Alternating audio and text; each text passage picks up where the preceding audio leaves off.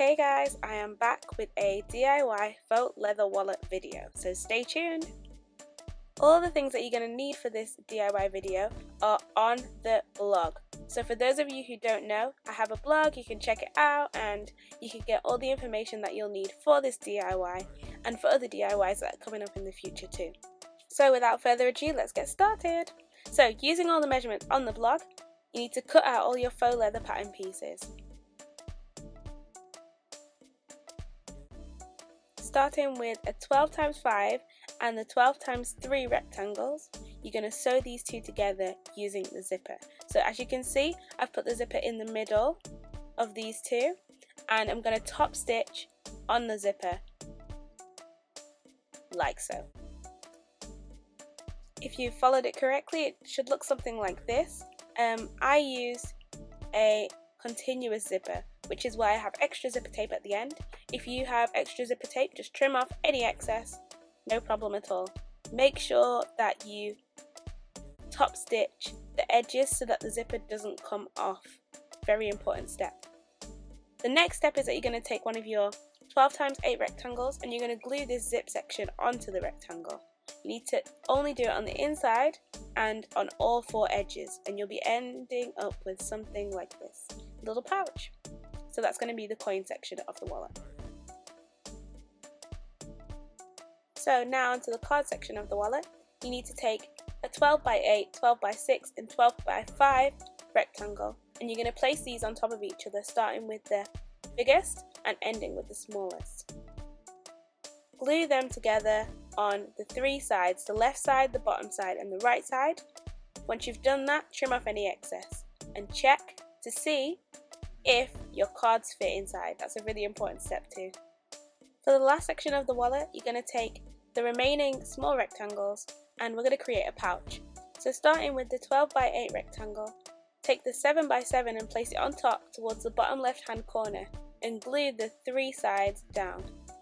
After that, you're going to take your Velcro, place it towards the right hand side with a 0.5cm gap and stitch that in place. So now you've created a little pouch, and that's our third section completed.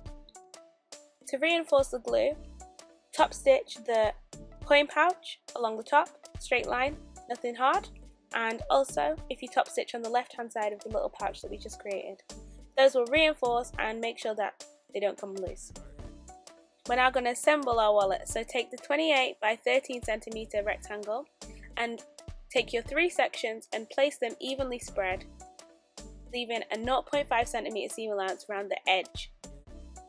When you're happy with the positioning, you need to sew the first panel at the top, the left and the bottom, and the remaining two panels at the top, the right and the bottom. Make sure you take your time because this is the hardest part, but it does give you extra hidden slots and more versatility for your wallet. So this is an optional step, but it does look so much better if you bind the top edge of your wallet. So I got this tape from a shop that is on the blog, so you'll find the link there. It made it so much easier, and I did top stitch it afterwards so that it stays in place.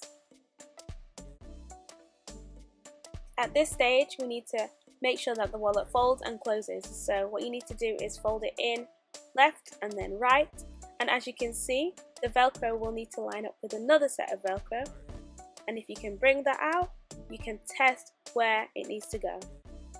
Stitch that in place. It's going to be used quite a lot and you need that section to be reinforced. So now that this section is completed, you need to put that onto the larger rectangle and stitch that down on the left, the bottom and the right edge. Just wanted to check that everything was looking fine, so I closed the wallet, checked that it was working, and as you can see, all the edges are filled with like glue and they're a bit messy. So to finish the wallet, all you need to do is bind the edges. I took the same tape that I used before on the edge and I cut the strips to the size that I wanted them to be, and then folded them in half because I was going to be folding it on both sides, the front and the back of the wallet. Just wanted to see if I could get it as straight as I could, and then I used the tape, peeled it off and laid it down as straight and as best as I could. To make it look slicker and cleaner, I did top stitch at the end.